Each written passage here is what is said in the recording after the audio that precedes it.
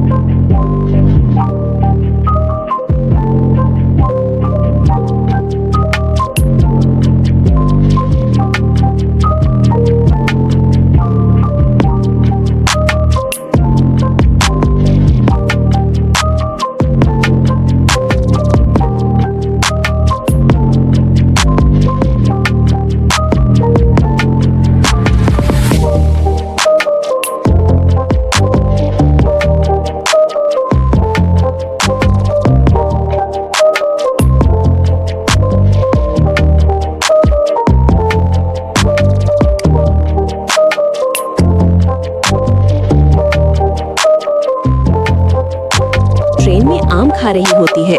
तभी आम फिसलकर रेगिस्तान में गिर जाता है। मिट्टी आम को ढकने लगती है। तभी एक मोर आकर आम के ऊपर